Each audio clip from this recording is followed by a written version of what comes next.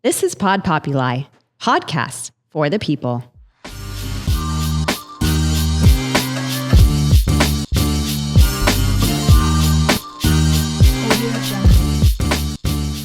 All right, welcome back, everybody. Get ready, healthy pod peeps. Today, we're diving deep into the world of women's health with the one and only Dr. Sorkin, double board certified OB/GYN. And not only does he perform the full gamut of obstetric, gynecological, and cosmetic services, he's delivered over 4,700 babies and counting.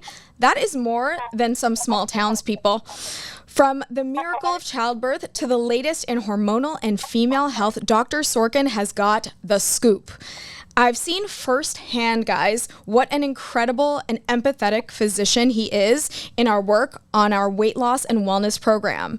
So whether you're a mom-to-be, you're going through perimenopause, or you're just curious about keeping your body feeling fabulous, tune in today for some serious knowledge and a whole lot of fun. I am really excited because before we get into some of the burning questions we all have for Dr. Sorkin, I want to get to know the man behind the legend. Dr. Sorkin, welcome to the Healthy Pod. Welcome, Nicole. Thank you so much for having me. Amazing. I think I need you as my PR company. Yes. You speak with such enthusiasm and animation. I mean, I was impressed with that. It was. Well, you're really amazing. Nice. It's easy. Very, very gracious intro. Amazing. It's easy when you're amazing and you have all these amazing credentials. But I'm so excited because I know we've worked together for a little while, but I really don't know that much about you. And typically when I have guests on the podcast, I like to take it back and really talk to us about, what you were like as a kid. What was your childhood like? What was it like growing up in an immigrant family? What was it like? I mean, I emigrated to the U.S. I was about 4 years old from Ukraine. We moved to New York right away, lived 2 years in the Bronx, and then moved to Queens. And I basically grew up my really early childhood in Queens. Loved it, like not a small town, but a town, because later on I moved to the city. So we'll get into that. But basically, it was a small community. I played a lot of basketball. I lived right by St. John's University. Wow. And huge St. John's Redmen fan. Now they're the Storm, but back then when I was a fan, they were the Redmen. So I grew up in a town. Ended up going to the city for junior high school and high school. I graduated Ramaz. And then I ended up staying in the city where I got my undergrad degree at Columbia University. Where I studied computer engineering. Wow. And that's basically, basically the gist of it. So computer engineering and basketball, I was going to ask if you were always interested in science and medicine, but how did your love for the medical field evolve? So I received kind of the first interest when I was a kid because my mom always wanted to be a physician, and growing up in a very anti-Semitic environment in Ukraine, it didn't really open up a lot of avenues for Jews to become doctors. So she always wanted to be a doctor. So she kind of encouraged me early on. And I remember even as early back as 13 or 14 years old, where I used to volunteer at Flushing Hospital. Oh, wow. Where I used to basically do various simple tasks, but basically patient interaction, and I really enjoyed it. And then when I got older, one of my mentors, her name is Miss Abramowski, she was amazing. She had two kids. One was her son was a lawyer, and her daughter was a doctor.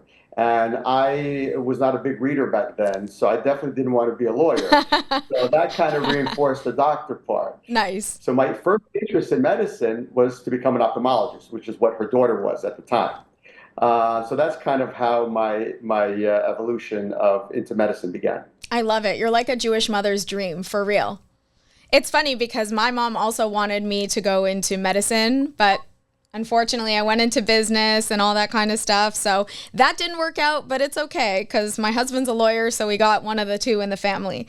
I hear you. So in terms of your kind of biggest challenges that you faced as you entered kind of going into med school and residency, what were some of your challenges?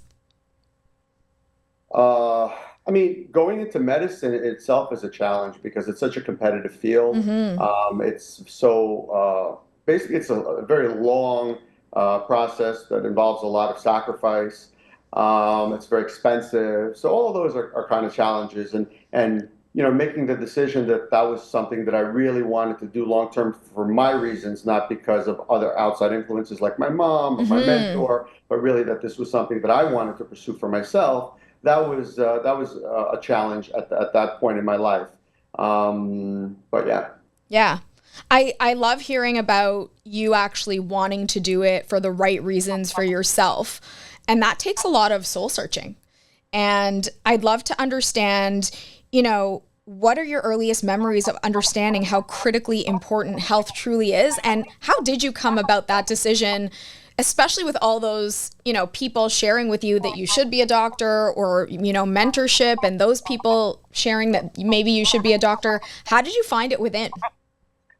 Well, the reality is you realize much later on in life if you made the right choice. That's just kind of the way that life works. You're Yeah. constantly in a state of self-reflection, and you're hoping you're taking the right steps towards your destiny, so to speak. But ultimately, it's reflecting from the past. But what I realized early on was, number one, I'm a people pleaser. I love helping people. So when I would volunteer at the hospitals, even doing simple tasks, just walking around and bringing water to some of the elderly, it's oftentimes sparked little conversations. And I saw how lonely some of these patients were, how beaten down, maybe sickly they were, and I just found myself gravitating to want to help people. So I really enjoy that.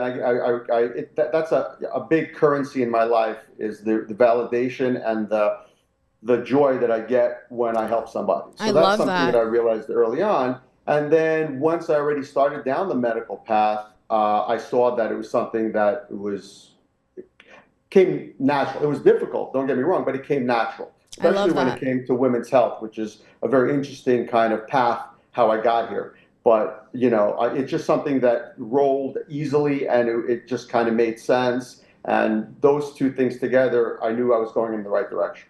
I love that. I love that. I think that's where you and I vibe so well professionally, because I'm also a people pleaser. So having two people pleasers really rooting for our patients, our clients, and really wanting the best for people is, I think, why the weight loss and wellness program shines. But you mentioned something about women's health, and I really wanted to dig into this with you because you're obviously in OBGYN, women's field, very female dominated as of late. What made you choose women's health specifically? And, how has that evolved over your time as a physician, and obviously opening up a business around, a center for women's health, Dr. Sorkin Center for Women's Health? Well, first of all, when I started my practice 22 years ago, it was not dominated by women. It was actually dominated by men. It evolved over time to attract more women for different reasons. But so my personal path was, I started with a strong interest in ophthalmology and being an eye surgeon. And what I realized was that that wasn't a good fit for me because it was too niche. I needed something broader. Then my next interest, because I was always into sports, I played basketball, I used to take martial arts growing up, so I was always into fitness and athletics. I wanted to do orthopedics, but then I realized orthopedics was a very long process. Yes. And in order to do orthopedics, you have to do general surgery. So when I was in medical school and I was doing my general surgery rotation, I realized I didn't really love it, because even though I liked working with my hands, general surgery was at that time where I was training was a little bit more of a toxic environment, surrounded by surgeons with big egos, and that really wasn't my personality. So actually, I did my general surgery rotation first, and I became not very, but became depressed, because I was like, well, I had this vision, and now I had to divert. So my next rotation after my general surgery happened to be OBGYN. So when I did my obstetrical rotation, which is the first part of that, I was delivering babies, or I wasn't delivering babies, I was observing as a student, but I was watching, and I was in this environment of happiness, of constant happiness, Oh, happy I patients, love happy that. babies. I mean, it was definitely stressful, but there was a lot of joy, right, as the underlying foundation. And then when I did my gynecologic rotation, or that part of that rotation, I was in the operating room all day. So I was doing, I was assisting in some capacity, whether it's minor surgeries like B's and C's and hysteroscopies, to LEEPs, to major surgeries like hysterectomies, vaginal reconstruction, and stuff like that. So I said, this is a great field for me because on the one hand, I'm dealing with happy situations, on the other hand, I'm in the operating room as well. So I really married those two, I guess, characteristics that I was looking for in medicine. Wow. And I love it. And ever since, that's what I've been doing. And I've been doing it, God bless, in my practice since 2001. So we're celebrating almost 25 years coming Oh up. my God, 25 years. Yeah. So I would love to talk a little bit about the business side of things as well. But before we do that, I'm going to take a short break from our sponsors and then we'll be back. All right, everybody, we are back with Dr. Sorkin, and I was just about to get into this fascinating transition from becoming a doctor, becoming, an OB/GYN, but then deciding to open up your own practice almost 25 years ago, which is an incredible milestone. Of course, we're all going to have to celebrate when it hits 25 years, but take me through that decision making of, I'm a physician, I'm in the operating room, I'm joyfully delivering babies, to really switching gears and saying, you know what, I'm ready to do this in 2001. That's okay. So that's a very good question. So I am not a very businessy guy. I mean, I've become more businessy running my own business, but that's not my nature. I'm not entrepreneurial by nature. But both my parents are very entrepreneurial. So they instilled in me that, if you're going to do a job and you're going to do it to the best of your ability, you're going to be more successful materially if you do it for yourself than if you do it for somebody else. And you're also going to be, for the most part, more appreciated, right, by yourself and by your family than an employer, which a lot of times we don't always, as employers, appreciate like we should. So they basically encouraged me, and they actually financially backed me at first. Wow. I definitely was very concerned. I had a few job offers that seemed very lucrative at the time. Unfortunately, they were not in the New York area. I had one in Newcastle, Pennsylvania that was very good. I had one in Texas that was very good. But I did not want to leave my family. I'm deep rooted in New York. That's a city that I grew up in and that I love. Now raised my kids here, New York, New Jersey. I'm right on the border Right. now. So I basically, with my parents' encouragement, started my own practice. I still remember when I was graduating, there was a consulting firm that came in, and through the hospital program, I did my residency at Stanford Medical Center in Stamford, Connecticut, and they basically had this consulting firm come in, and this consultant laid out, it was literally like 5 pages of single-spaced what you need to run a practice, from toilet paper to paper towels to speculums. I mean, really, really and when I saw that list, I basically had sleepless nights because I'm Of like, how am I going to course. organize all of this and take care of patients? So it was definitely stressful and worrisome. It was worrisome time.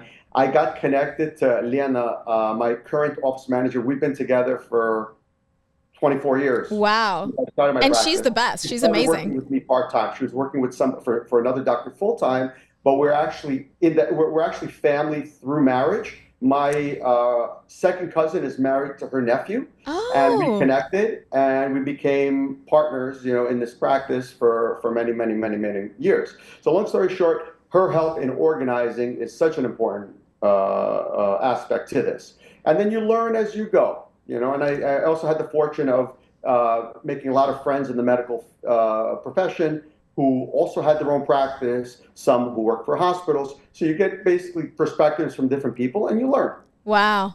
That's amazing. I love that you had the support of your parents and then connecting with, family who can then kind of help set you up. Do you have a recollection of, a peak, a top moment in your practice, maybe in the near beginning where you were like, I did the right thing? You were confident in that?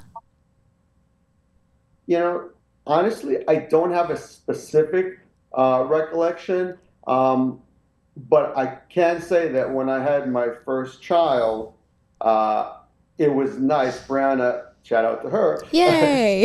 It was nice to be able to control my schedule, which I realized I would never be able to do working for an employer like a hospital or another Yes. practice.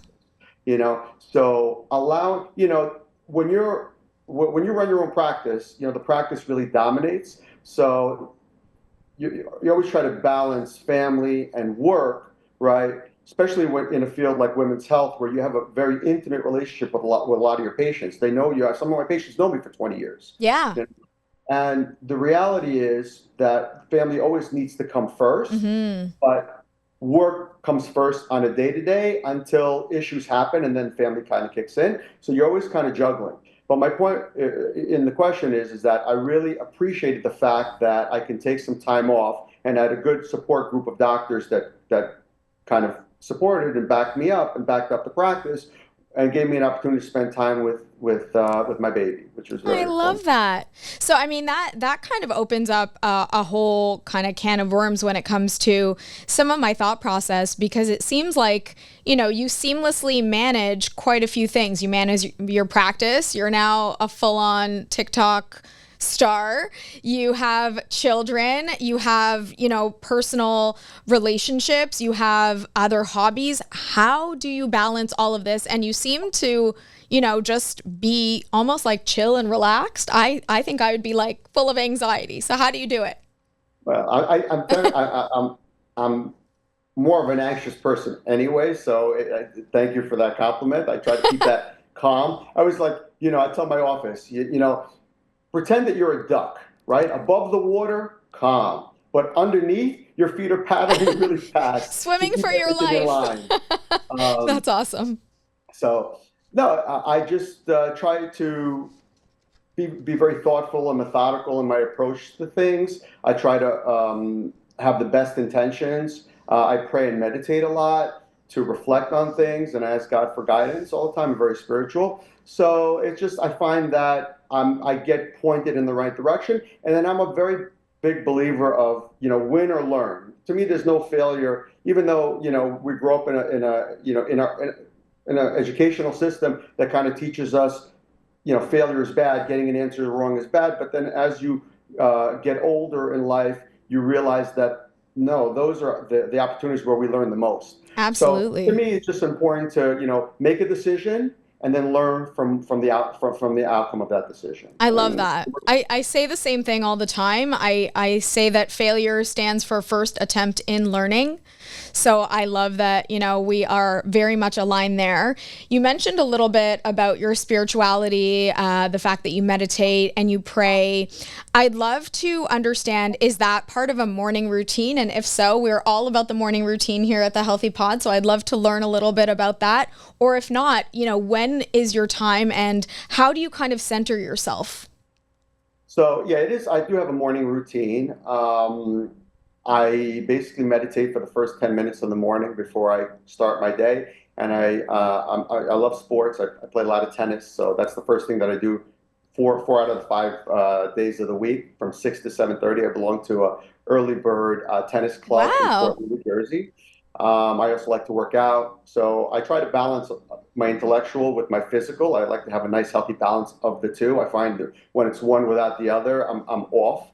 Um, so that's that. And then if I have anything important throughout the day, I always like to sit and reflect in a calm moment on whatever it is I'm going to be doing. Like, for example, this podcast, and I like to embrace the energy of somebody that I admire in the realm of what I'm going to be doing. So if I'm thinking about financial stuff and I have important financial decisions to make, I imagine myself being Warren Buffett sitting in a boardroom Yes. and just kind of embracing the energy of that. If I'm doing a podcast, I may imagine myself as a Matthew McConaughey or a Denzel Washington. I love the way they speak. I love their perspective. I love the way they engage their audience. So that's the way I try to do it, and that's something that's based on need. Right. And then if I have moments throughout my day where, like we all do, I can get a little bit anxious or a little bit upset about something, that's a good moment to take 5 minutes and just, go into my office, turn off the lights, put on some soft music, and just kind of reflect and connect to God. That usually revitalizes me very quickly. I love that. That's a great morning routine. And also it's really nice to understand that during the day, we can all take a pause for ourselves as a moment of reflection, as a moment of meditation. Even if we're kind of go, go, go, those mini micro moments are so important. And I actually love what you said about, pretending to be in the place of a Warren Buffett if you're in that scenario, or, a Matthew McConaughey if you're in a different scenario. I think that's a great piece of advice for our audience as well. I think sometimes we have, just some fear or some worry around whatever it is that we're doing, but closing our eyes and really manifesting or pretending to have the courage or be like someone we're looking up to is a great, amazing piece of advice. I'd love to switch gears a little bit and talk about the fact that you are totally TikTok famous. And I love that, someone who is, in a serious field, OBGYN, delivering babies all day, surgeries, women's health, you bring a levity also to what you do. And we all love to watch you so much. We wait for your videos to come out. So how did you kind of transition or even think of the fact that, as a physician who is crazy busy in this practice with all this other stuff going on, how did you embark upon the social media thing? Well, I like routines. I like to create routines, and I like to create routines around my kids.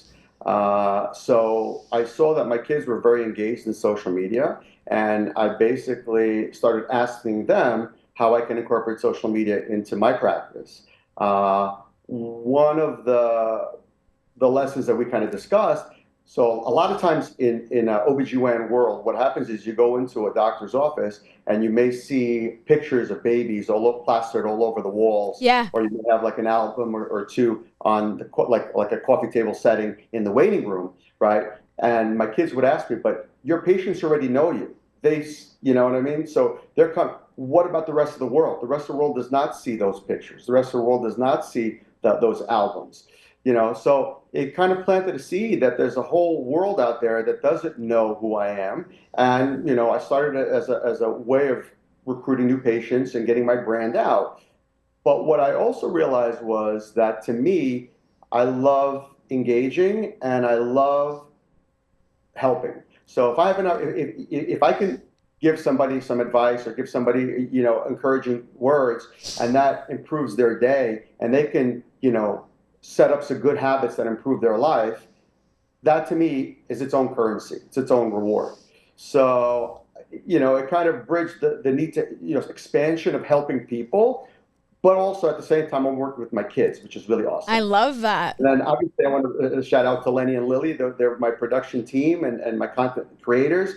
And they're really creating a team around what you're doing, as you know, is such an important thing, because you don't know everything. You have a vision, but you really need people that buy into that vision and then also have the know-how on the boots on the ground, step by step, to guide you through it as you're learning as well. So yeah, I have a great team. I love that. I love that the gateway was really kind of bonding with your kids.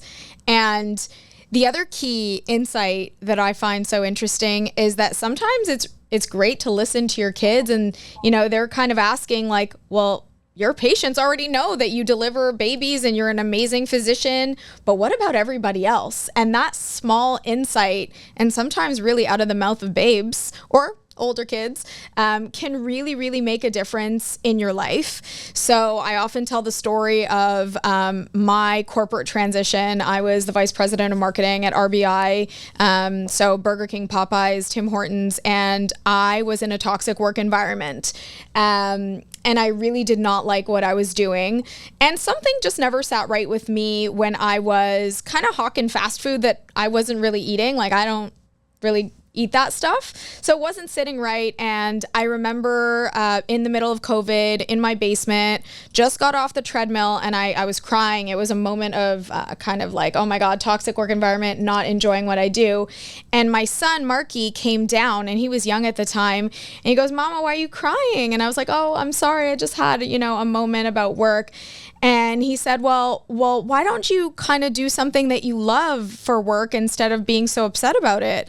And that really changed my perspective. And I ended up, leaving RBI and starting kind of a bit of an entrepreneurial journey, in and out a little bit. And it is interesting to understand that listening to your children and really seeing how they see you can really open up these incredible opportunities.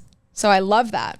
Yeah, and the other thing that you have to realize is we're role models. We're modeling life to our kids. So if we're doing something that we don't love, subconsciously we're implanting that in them, and then we're expecting them to be happy, let's say.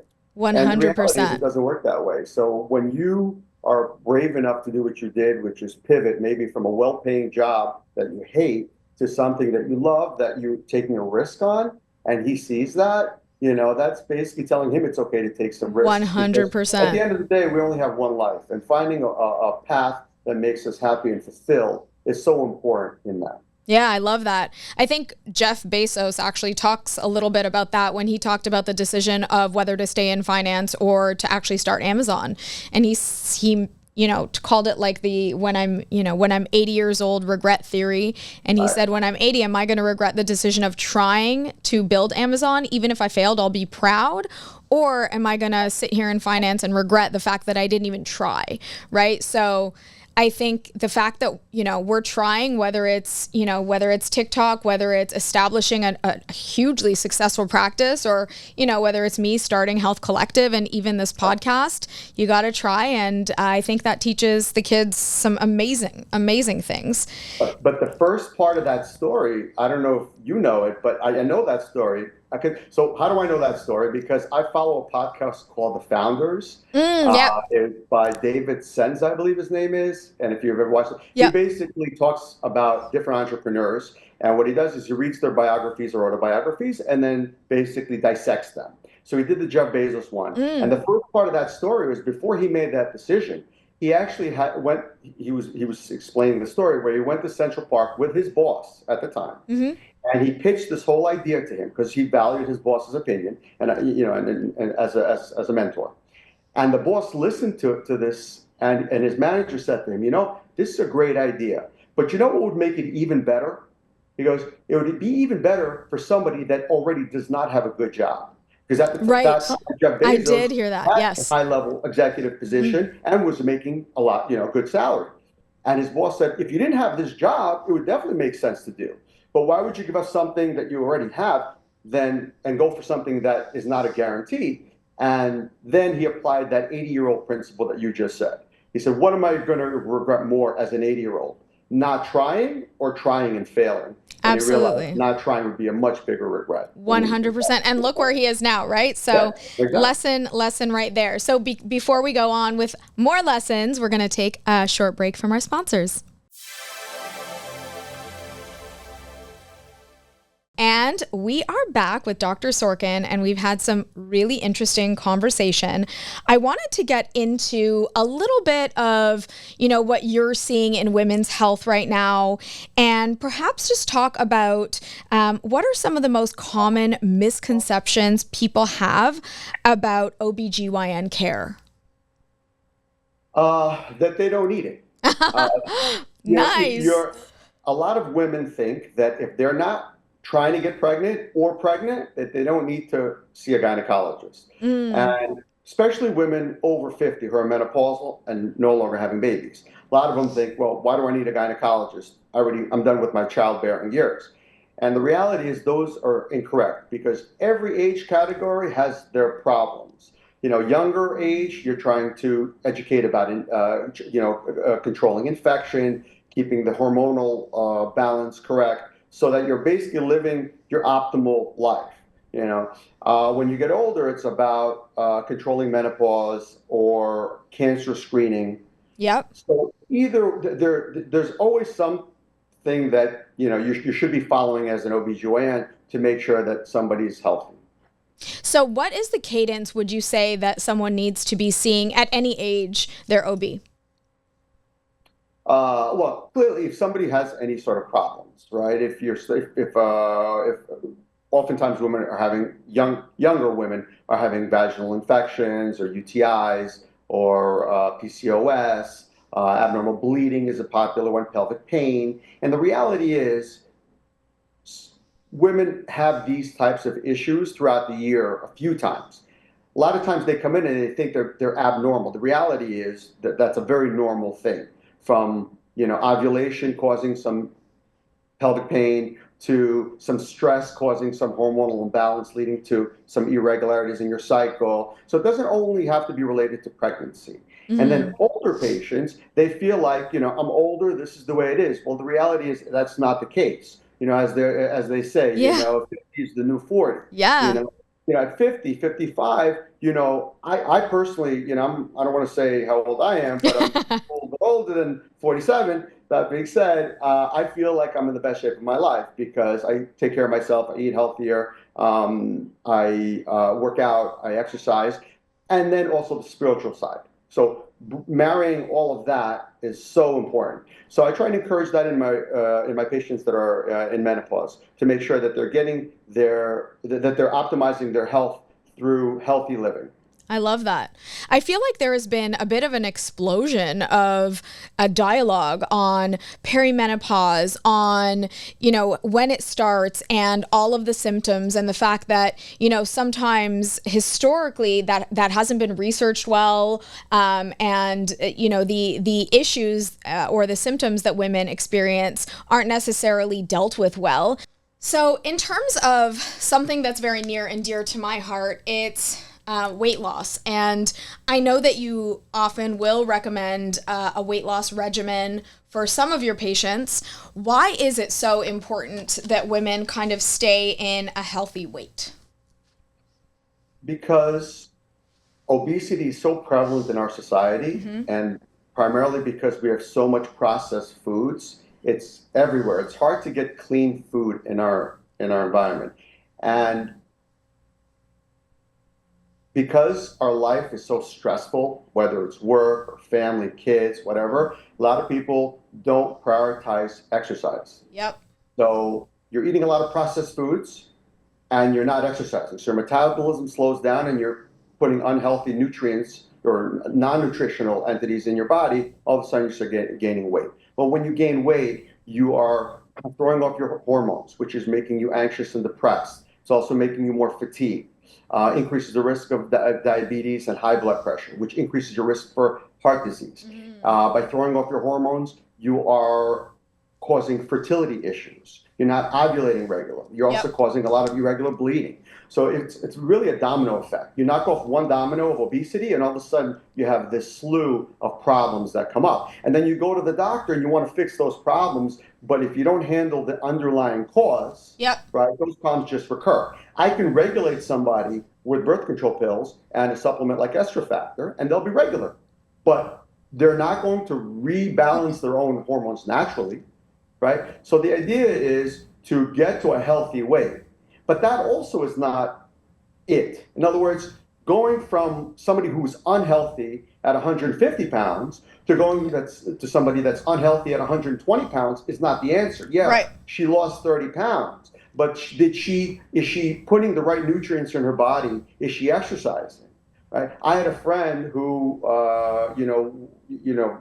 was doing stuff, and then he got injured and playing, he was playing paddle with his daughter, and he thought that his body was healthy because he dropped 20 pounds, but it wasn't. Because he wasn't doing the things to strengthen his body. Sure. So that's what I actually like about us, working as a team, is it's not just about weight loss. It's about weight loss and creating good, healthy habits that rebuild your body in a healthy way and make it stronger. I love that. I totally agree. And that's something that I know we collaborate on for our patients, is really a well-rounded approach.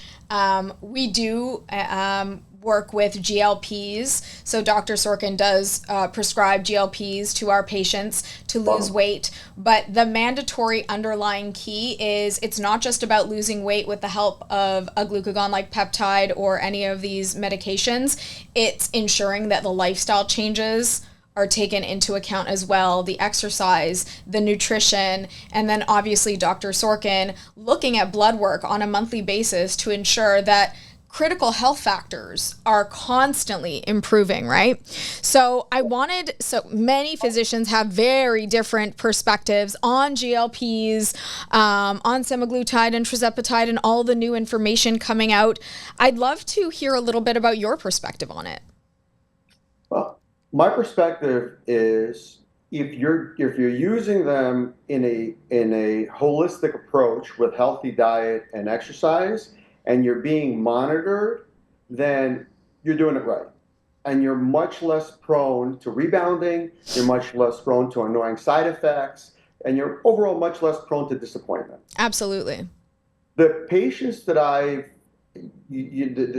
some that I've seen that are fearful and take a little bit of coaxing is they may have tried it before and then they gain the weight back. And to them, it's a failure. Mm-hmm. Not understanding that the reason why that happened was because they were just mailed some medication, they did some shots, and then they lost the weight, and that was it. But then they go back to eating their McDonald's, and they go back to their sedentary lifestyle, and then it's a failure. Absolutely. It's a mindset shift, and to do that mindset shift, you need a cheerleader in your corner, which is you and I, right? Absolutely. We're there encouraging the patients to make sure that they see the results, that they're happy with themselves, and that creates a cycle of pride, elevates their self-esteem, and then that fuels their energy to go on further, to go to the gym for an extra 15 minutes, to not stop at McDonald's, but go on, keep going past it. And this is it. And this is why the patients that stick to our program do well. They do great. Yeah.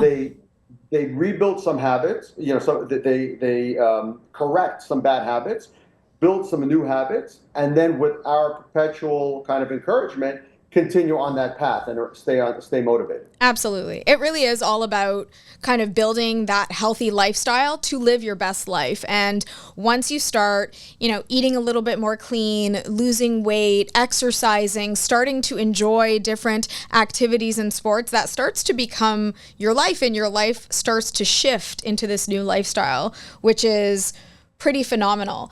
The other thing I wanted to talk to you a little bit was about insulin resistance. Again, another topic of conversation, a topic where GLPs truly help increase insulin sensitivity.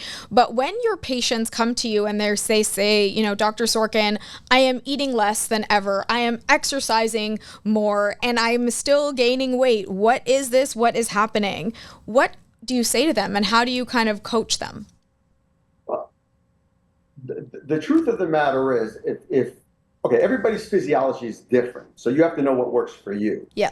But somebody that is overweight and doesn't exercise and then says that they eat healthy and exercise, you really have to analyze what that means. Because the reality is, if they really did exercise effectively to their body physiology, they would be losing more weight. It's just hard to be disciplined to do it. A lot of times you go to the gym, but do you really work out of an hour? Maybe you work out for 15, 20 minutes, but the rest of the time you're talking to people, you're walking around, you're getting water, so you really have to talk to them about what that means. And as far as eating healthy, what does that mean? Are you just not eating 2 Big Macs, but you're only eating 1 Big Mac? So you really have to break that down. And then with the GLPs, it makes the body more insulin sensitive. So what does insulin actually do on a body level? It moves sugar from the blood cells into muscle for usage and into liver for storage. So the reality is, by making the insulin more effective, you are improving how your body handles sugar.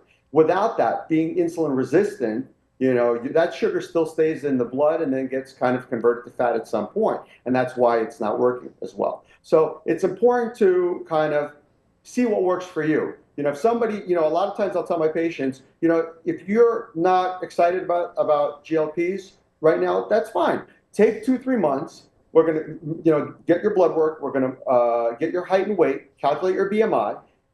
Let's work out some sort of rudimentary diet that you can stick with and a basic workout routine. And let's come back in 3 months and reassess the situation. Yep. The proof is in the pudding. Absolutely. If they come back and they lost, X amount of weight and they're happy with themselves, God bless. Amazing. Excellent. But the reason why that's challenging in our specific society, besides the fact that it's hard to break bad habits without support. Yep. But the fact is that a lot of our foods are processed, and that is basically shooting us in the foot. So as healthy as you want to eat, you're not always, those healthy choices are not readily available. Yep. So that's also a problem. I think that's a really interesting, almost kind of pause and reflect moment. I wanted to say warning, but that feels a little bit too scary. People need to read ingredients and labels, and they need to understand what they're putting in their body. I know that because I worked in consumer packaged goods for 20 years. And when you read the nutritional label, there are a lot of claims that marketers like myself wanted to share with you. High in fiber, high in protein, no sugar added, all these big, things that we want to tell you. But if you turn over the package, read the ingredient line, read how much fat, how many carbohydrates, what are the nutrients that you're getting out of that food, or is it empty calories? You need to make those decisions yourself. But I would just say educate yourselves, because knowledge is power, especially when it's something that you're consuming. So a couple of maybe more personal questions, and then I wanted to maybe get into some games. Sure. So, Dr. Sorkin, we have noticed you're slimmed down lately and you're looking amazing. I can see the guns like right there. What do you specifically do? I know you mentioned, exercise and tennis, but is there a particular strength routine that you do? How much time do you spend working out? Is it like 6 hours? Like, what's going on? So first thing is I've always worked out. And I would say the last 10 years, I play tennis 3 to 4 days a week for about an hour and a half, singles or doubles. And usually I incorporate about a 20-minute weight routine. I like to do like a HIIT workout along with that. I've also started including sauna. I'm a big proponent, a big fan of sauna. So I sauna at least 4 times a week. Oh, wow. For about 15 minutes at about 180 degrees. But the biggest thing, but that didn't necessarily only guarantee the weight, because I'm a stress eater. So managing stress in a field like OB/GYN, which is very stressful, and being a businessman is very stressful, and being a parent of 3 is very stressful. Managing that stress effectively so that I wouldn't turn to snacks was really the key for me personally. Oh, wow. That was the game changer. Once I stopped stressful eating and I just continued working out in the way that I worked out, I lost about 15, 18 pounds. Wow. And I've been able to keep it off and keep it. And it's just a healthier way to live for me also. And that's my secret. Okay. I need to dig in because I'm also a stress eater. And I'm sure so many listening also have the same issue. I feel like, some of the people that are like, oh my God, I'm so stressed, I can't eat a thing. I'm like, I wish I was you. So what did you change, or how did you change that habitual behavior of like, I'm stressed, I need a snack? It's so hard to break. And we talk a lot on the podcast about creating healthy habits and breaking unhealthy habits. So how did you succeed? So number one is not having those foods accessible. Like I used to have a pint of chocolate chip Haagen-Dazs ice cream in my freezer all the time. Wow. If I had that day, I would go and I would eat at least half of it. Not having it in the freezer is very important. Not making it easily accessible is very important. And then substituting it with something healthier. Either a snack, for example, some nuts or some fruit, or meditation and prayer. Because, I believe, if you embrace God, God will embrace you, So you want those thoughts of, I want Haagen-Dazs to be replaced by, God or your kids or whatever. So you want to not make the bad thing accessible, and you want to have a substitution to that readily available. I love that. I love that. So we talk a lot when we talk about habits about increasing the barriers, especially if it's something you don't want to do. So if you are a snacky person, take everything out of your pantry that is unhealthy. And like Dr. Sorkin said, there are fruit, nuts, any kind of healthy snack, a protein high yogurt or something like that. Pick the right things and get rid of all the bad things. And I love what you said about turning to meditation. I often tell our patients, if you really want a snack, go for a walk, call your best friend, call your mom, do something else to get your mind completely off of it. And in 10 minutes, if you come back and you still really want the snack, go for something healthy. But it's really, really important to transition the mind and the habit to something different. I am going to try meditation. So that's something I'm going to do for sure. Awesome. Hold on, Nicole. Somebody called and it went to my computer, and now I lost you. Oh, here, hold on. I think I got you. Yeah, there it is. Okay, I heard perfect. the song. Good. I heard everything you said. 100%. I agree with that. Amazing. All right, we're going to take the last break, and then we're going to be back with some fun games. All right. So we are back with Dr. Sorkin, and I love to play a few games with all of our guests. So I'd love to play overrated or underrated with you. So let's talk a little bit about whether these things are overrated and underrated and why. So overrated or underrated, home pregnancy tests? I would say appropriately rated. Okay. Which basically to me means they are very sensitive to tell you that you are pregnant or you're not pregnant, but that's all they do. They say yes or no. They don't say how pregnant you are and if it's a normal, healthy pregnancy. For example, you can have an early miscarriage, you can have an ectopic pregnancy, and in both of those situations, the pregnancy test would be positive because it's sensitive to pick up the hormone, whether the pregnancy tissue is healthy or not. So I like this. I would say that that's an appropriate, it's effective and sensitive, but you have to kind of vet the information. Yeah, but go see your OB right after. And if you're in the New York area, go see Dr. Sorkin. For sure. Okay, overrated or underrated? Annual OB/GYN exams. Definitely underrated. Okay. Definitely underrated. Oftentimes, what we said earlier, patients come to see you when there's a problem. But during those annual visits, what we do is we're screening for issues and we're catching situations early before they have time to fester and blow up into a major problem. I see this with fertility issues all the time. A couple comes in and they're having difficulty getting pregnant, but they haven't stopped drinking. They haven't started a healthy diet. Her cycle is irregular, So all of these things you talk about during the annual visit to make sure that patients are living a healthier lifestyle and making better choices. You're giving them information. You can't micromanage what they do when they go home. But the more often you plant the seeds of healthy living, eventually those seeds will take root. So by coming in, getting the blood work done, getting the pap smear done, you're screening for problems, you're catching them early, you're educating patients, and those are excellent, excellent avenues of health. I love that. I also wanted to mention on something you said before, often, women will come in and they'll be afraid, I'm having pain. Oh, well, that's just ovulation, or, oh, I'm having this or that. And I love that you said oftentimes those things are normal. So sometimes women can be sitting and stewing and worrying and full of anxiety, and they just don't go and see you. Where all they need to do is go see Dr. Sorkin, go see your OB, and they'll tell you, you know what, you're fine. This is normal. This is what it is. This is how we can help, with the pain or whatever the situation is. So instead of worrying endlessly, just go see your physician and it'll help. It'll make you feel better.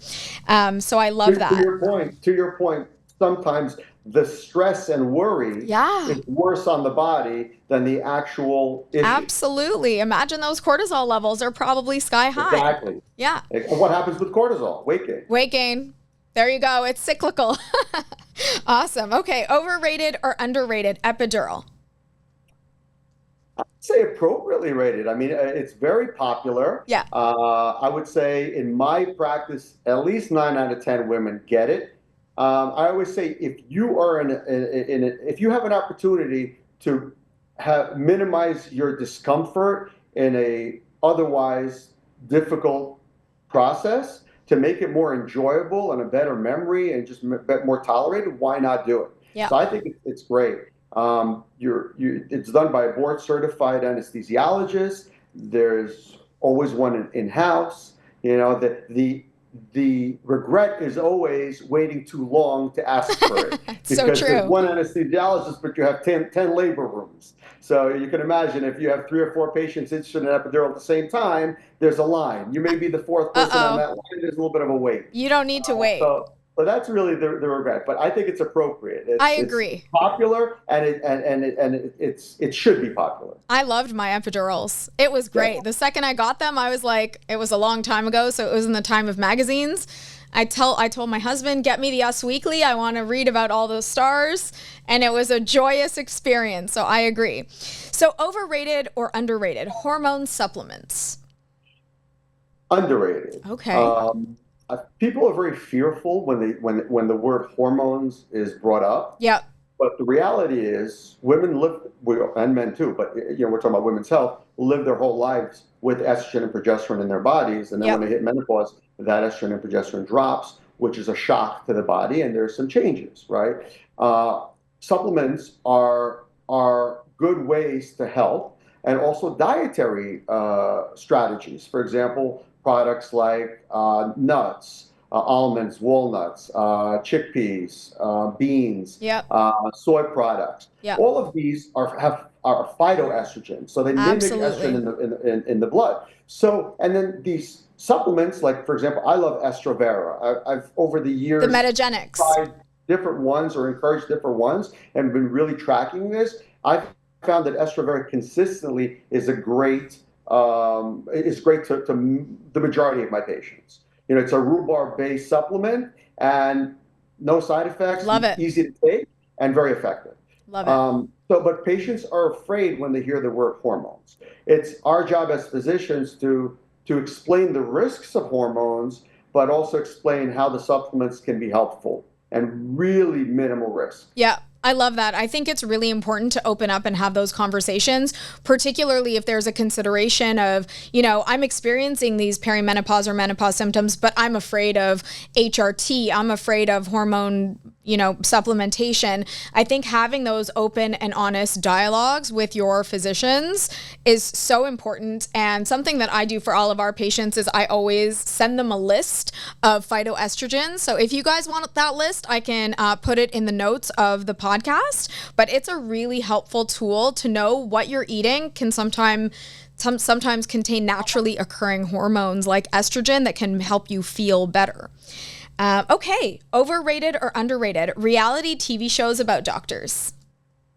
Overrated. Okay. I don't watch them. I don't love them. When I was in medical school, my favorite show at that time, going through the process of medicine, was ER. Yes.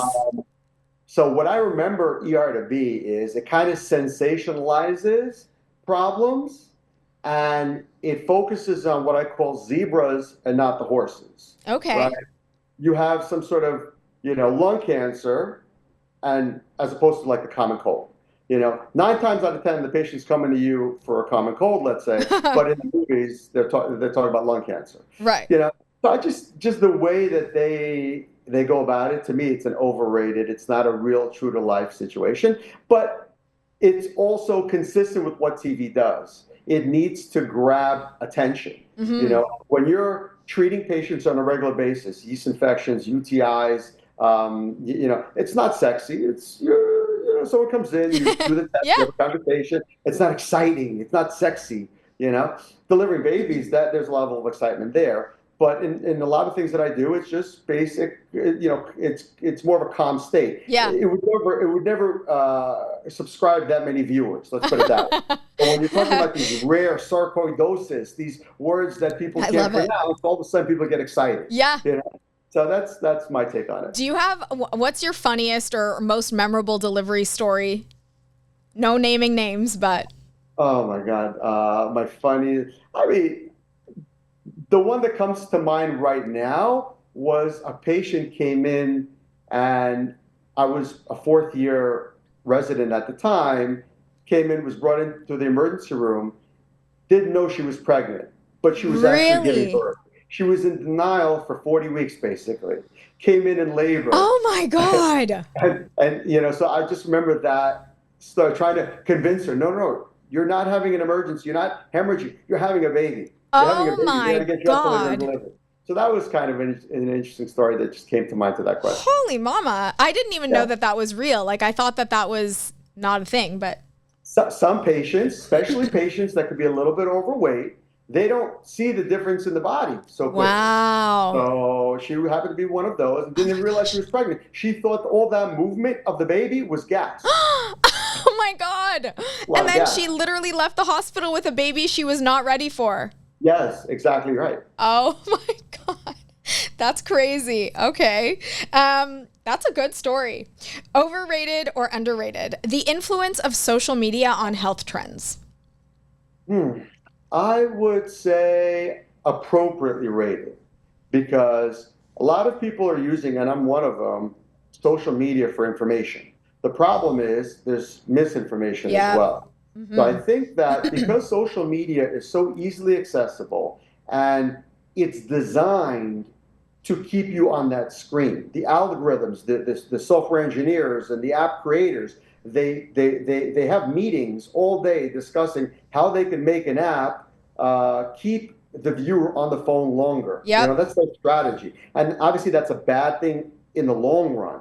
But there's a lot of useful information when it comes to motivation, when it comes to spirituality, when it comes to, but you have to listen to the right thing. So I just encourage whatever information you get, then vet the source and vet the 100%. information. 100%. That's exactly what I was going to say. There's a wealth of information, but even when it comes to nutrition or exercise or the right movements, there's so much misinformation that I would definitely suggest reach out to a professional or try and vet the information before, following a certain cleanse or a certain diet or a certain, recommended protocol for sure. Okay, so we're going to get into a bit of a game of this or that. So this one's going to be quick. So coffee or tea, Dr. Sorkin? Coffee. Okay. Early bird or night owl? Early bird. Gym workout or outdoor exercise? Gym workout. Pop or country music? Depends on my mood. Okay. Russian or English music? English. Same. Vegetarian or meat eater? Meat. Night out in the club or a night in the PJs at home? 29 out of 30 days, night out in the PJs at home. Nice. One night in the club a month. I agree. Sometimes you gotta, let loose. Exactly. All right. Books or movies? Movies. Social media or face-to-face interactions? Social media, because I'm not always available. Sometimes I'm stuck in the hospital. And stuff, Yep. right? But hold on, but instead of face-to-face, I mean FaceTime, Yes, like I FaceTime. FaceTime with my kids when Even I'm in this the hospital, podcast, that type of thing. face-to-face. Yeah. Love it. So maybe face-to-face, virtual. Nice. Oh, okay. A little virtual. Okay. Love Yeah. it. Dogs or cats? Dogs for sure. Same. Summer or winter? Winter. Winter? Mhm. Oh my I'm Lord. much more productive and I feel more alive in the colder weather. That's what I noticed. Really? Okay. I'm a summer girl, so we kind of differ on that. Well, But that's it's why you're okay. in Florida and I'm in New York. That's true. Very true. Right. Okay. Early 2000s or late 2010s? Early 2000s. Okay. Cool. So this one's going to be hard for you, I feel like. Stress relief, meditation or exercise? Both, but exercise first. Exercise first. Me too. I need to get that adrenaline out, Same. get my anxiety at a lower level, and then I can meditate easier. Okay, that's interesting. I love that. Healthy snack, fruit or nuts?